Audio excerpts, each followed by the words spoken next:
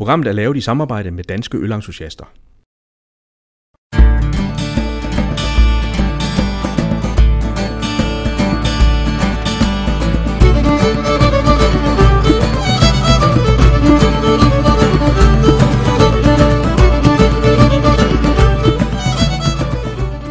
Svanen, der fik en grim and.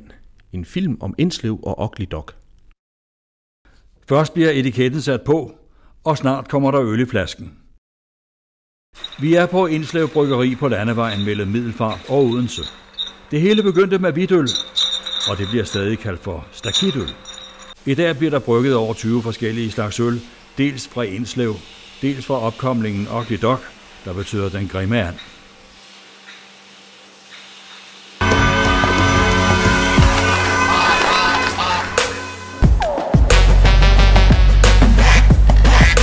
The ugly ducks are meant to be free.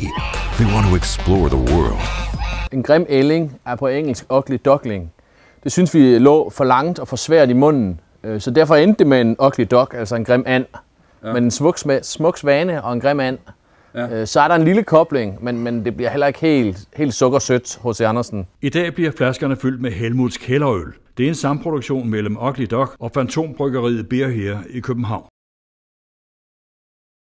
Indslev Bryggeri er et gammelt hus, der hele tiden er under ombygning. Indeni er det moderne med masser af rustfrit stål, og alligevel finder vi det her, som ellers ligner noget fra ølbrygningens meget tidlige barndom. Rødvinsfade og hvidvinsfade af eg. Det lyder som en opskrift på en blanding, der giver tømmermænd, men det er en slags forsøgsafdeling, hvor der bliver eksperimenteret med øl. Det er lidt en sammenblanding af de to produkter, altså øl og vin, som vi sidder på.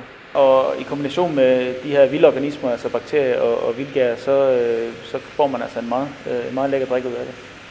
Vi vil meget gerne udvide den her del af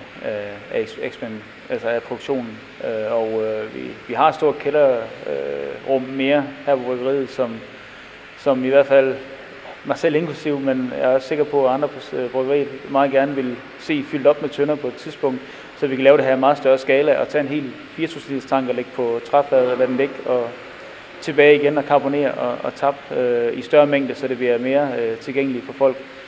Ikke kun på vinfad, men selvfølgelig også på vores stærkere øl på whiskyfad og romfad og sherryfad og portvinsfad og den slags.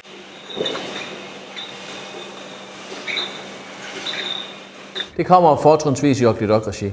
Vi skal jo igen, vores Indslev paraply, vores Indslev brand er lidt mere konservativt. På trods af, at der kommer en ny øl om året efterhånden, samtidig 2. Men ølmæssigt, så kan vi kan ikke fortælle vores Indslev kunder, at vi lige pludselig har lagret det på et rødvinsfad med Brettanomyces, så det er surt. Men det forstår vores Ugly Dog kunder. Indslev Bryggeri er blevet kendt som et sted, hvor der især bliver brygget hvedeøl. Mange ølentusiaster vil sige, at de sjældent drikker hvedeøl, hvis de nogensinde gør det.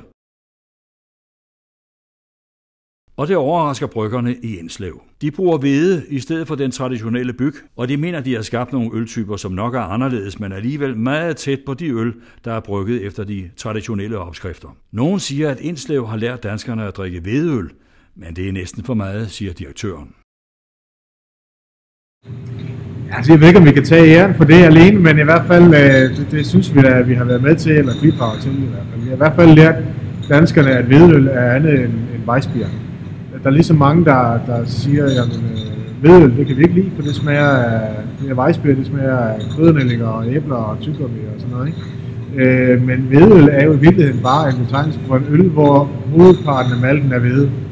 Derfor kan det jo være alt muligt forskelligt. Det kan være en stout, en hvedebok, det kan være en mere humlet type, det kan være alt muligt forskelligt. Og der har vi jo i hvert fald lært mange, når vi har været ude og dele smagsprøve ud og så videre, og der er mange, der kommer til at sige, at de kan ikke lide hvedøl. Så har vi i hvert fald overbevist rigtig mange om, at de kan det egentlig godt alligevel, når de kan smage noget af det, som ikke smager som Weissbier. Så på den måde kan man godt sige, at vi har åbnet øjnene lidt mere for at hvedøl kan være så meget andet, og ligesom åbnet folks øjne på det. Altså, at der både findes en lille bog og en lille stout og alt sådan noget, det er også lidt usædvanligt. Ja. Er det andre end jer, der gør sådan noget på markedet? Altså, hvedebok er en relativt defineret øltype, som findes en del i Tyskland. Hvedestout, vi kendte ikke til andre tilfælde, dengang vi fandt på den. Hvad skal vi sige, da vi lavede den første gang. Nu ved jeg, at der er et mindre perifært hvedebryggeri i Tyskland, der hedder Schneider, som har lavet en her inden for de sidste par år. Men da vi lavede det tilbage i 2006, der kendte vi ikke til andre i hvert fald på markedet. Det er umuligt at sige, om der findes en eller andet sted, fordi der findes så mange øl, ikke?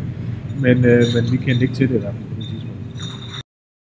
Brygmester Stefan Stadler er uddannet i München på Hofbräuhaus, hvor mange danskere har indtaget øl i voksne portioner. Han synes hvedeøl er lige så godt som bygøl, og så synes han i øvrigt, at tiden er inde til at smage på varerne. Jeg skal lige skøge glasset her. Skummer selvfølgelig meget, fordi jeg tager den uden modtryk. Og ja, værsgo og smag. Tak skal du have.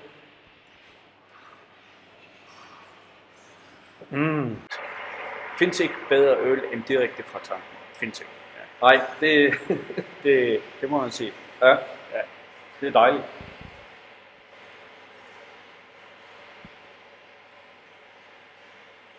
Jeg er selvfølgelig meget kold. Hvis man virkelig går efter den med kvalitetskontrollerers øjne, så skal man lige varme den op og få duft til den. For at få alle smagsnuancerne med, så skal den lige op i temperatur. Ja, det skal den. Når gæringen er forbi, så falder temperaturen jo også naturligvis. Og så sænker vi temperaturen helt ned til et sted mellem 0 og 2 grader. Okay. Hvad hedder den øl? Den hedder Putin. Den bliver stor og stærk der. Okay, ja. Jeg har godt hørt om ham. Ja.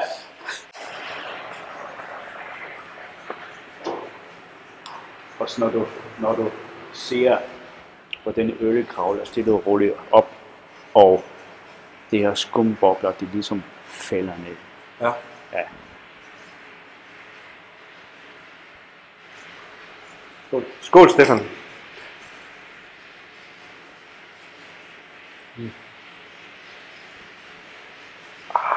Ja, ligesom at tygge sig igennem. Jo. Jeg smager nogle noter af lakrids og sådan noget, og det... Ja, men det er jo når man rister sådan nogle, når man rister mælk, så kommer nogle af de her smagstoffer frem. Det er ligesom, du rister kakaobønner eller kaffebønner. Altså, du har så mørk chokolade, kaffe, lakrids. Der er vand i, og mælk og humle. Okay. Ja.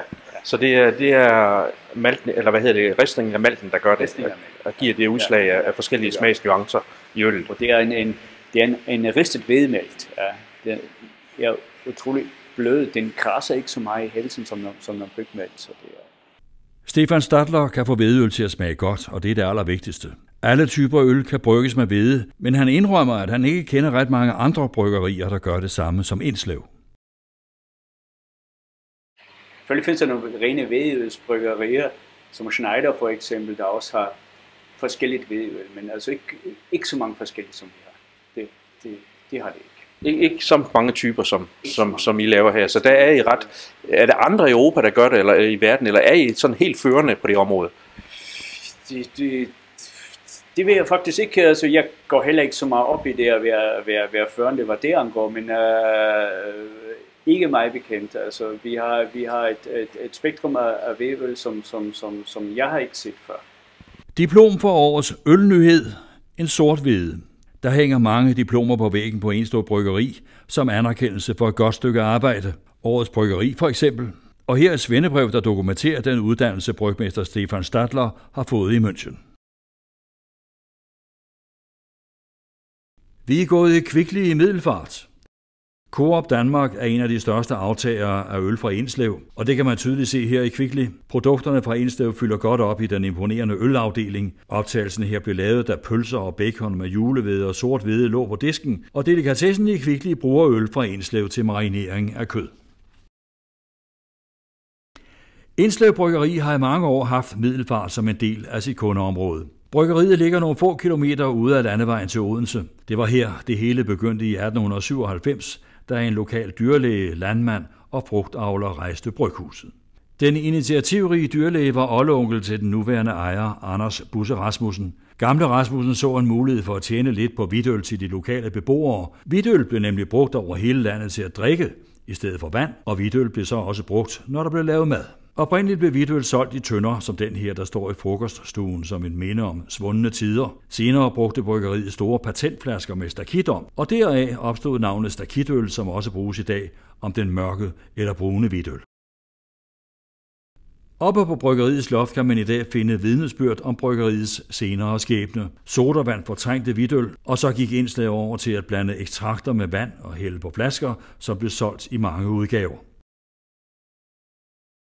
Anders, nu er vi gået sådan helt op under loftet på huset her, og det er jo lidt ældre område det her. Hvad har det været brugt til heroppe? Heroppe har været brugt til kornmagasin. Der har man haft kornet fra marken stående i sække, og inden man skulle bruge det til at malte af. Så det har simpelthen stået heroppe en masse kornsække? Ja. Den maskine, vi ser der i baggrunden, hvad er det? Det er den gamle maltkværn. Det er der, man har kværnet malten, inden det skal bruge det til at brygge af. Ja. Den har vi stået nede under nu, en moderne en. Ja, og så har der været elevator også lige frem, kan jeg se heroppe. Ja, det har været til at transportere sækkene op og ned, og forskellige ting og sager. Som der står, så er den ikke til persontransport, det er udelukkende til materialer, man har kørt op og ned her. Ja. Har I nogen idé om, eller planer om at udnytte de her gamle loftslokaler til noget hen ad vejen?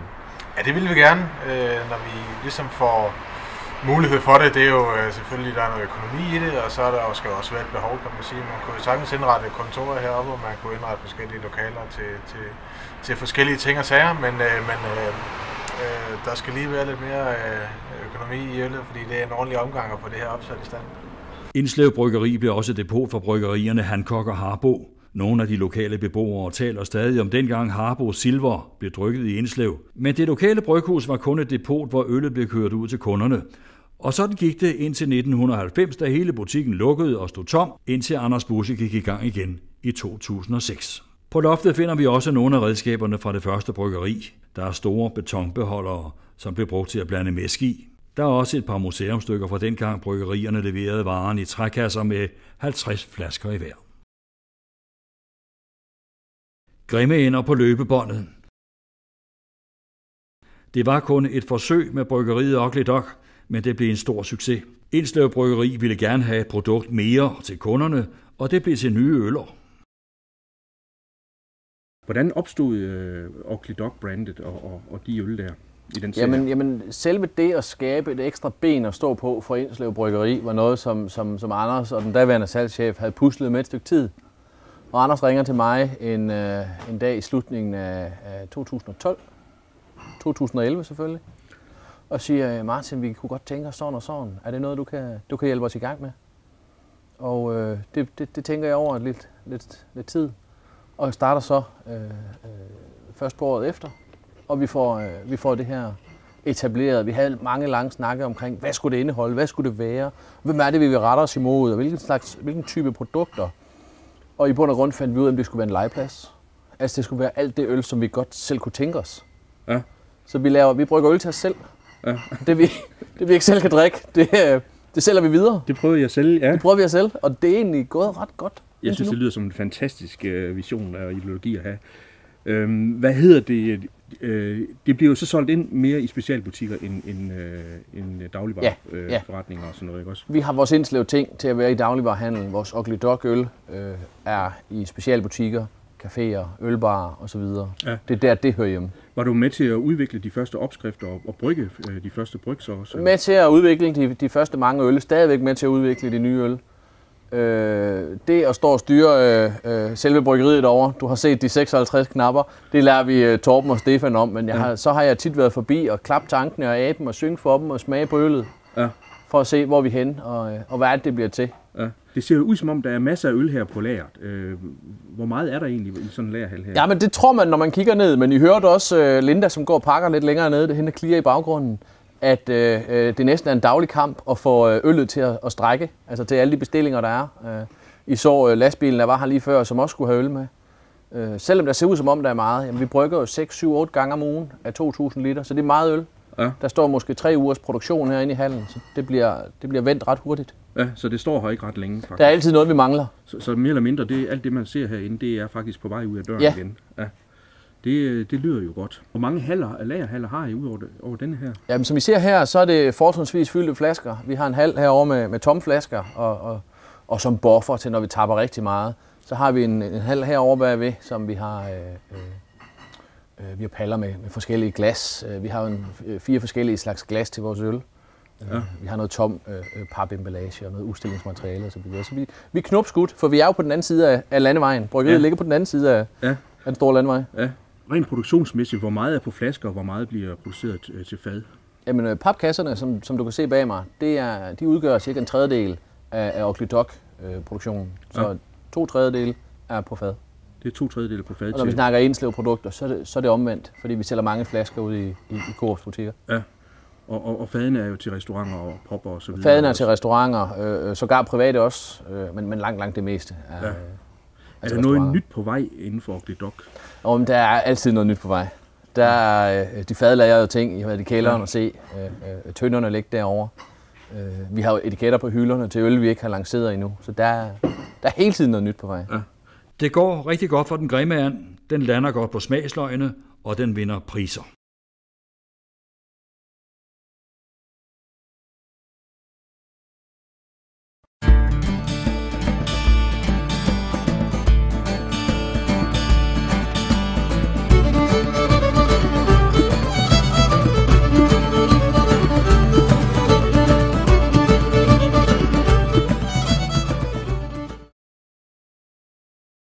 Programmet er lavet i samarbejde med Danske Ølentusiaster.